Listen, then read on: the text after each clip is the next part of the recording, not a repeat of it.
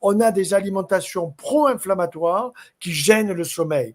Et quels sont les éléments de l'alimentation pro-inflammatoire? Tu en as parlé.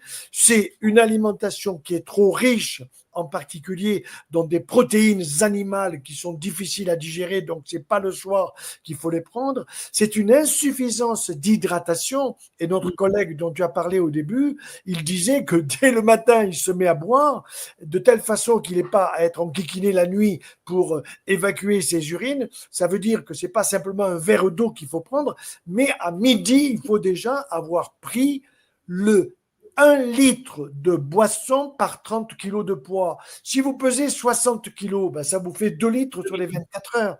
À vous de les répartir d'une manière qui vous convient. C'est pas simplement de l'eau, mais ça peut être évidemment des boissons accompagnées avec des jus de fruits, non pas de l'industrie, mais avec des fruits frais de saison. Enfin, vous voyez, on peut aider les personnes par l'alimentation à retrouver un sommeil réparateur, par la position dans le lit, par la perte progressive du poids, parce que encore récemment, un collègue m'appelait que je dois inviter, qui est un collègue de ma propre faculté, qui est un peu déprimé parce qu'il a subi des chocs psychologiques importants dans sa vie personnelle et familiale, et il me disait, je suis en surpoids, et ça m'inquiète.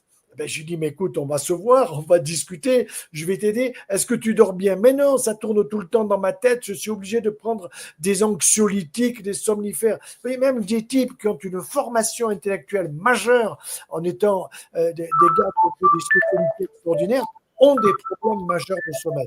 Et ça, il faut bien le comprendre, nos habitudes alimentaires, notre activité physique, et le collègue dont tu as parlé tout à l'heure insiste beaucoup, ça m'a frappé en particulier sur l'équilibre. Moi, l'équilibre, c'est sur mon vélo.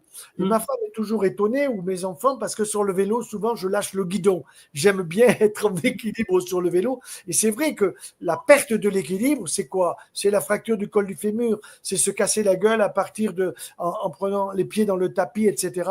Et à partir de là, ça devient catastrophique. Donc, nous avons des moyens de vivre un sommeil qui soit réparateur. Et ce sommeil réparateur, quand on a bien compris que tous les petits éveils que nous avons dans la nuit, ce n'est pas des éveils permanents qui se succèdent. Et il faut arriver, peut-être aussi en se couchant, à mettre dans sa tête un certain nombre de choses pour le lendemain. Qu'en penses-tu, Pierre?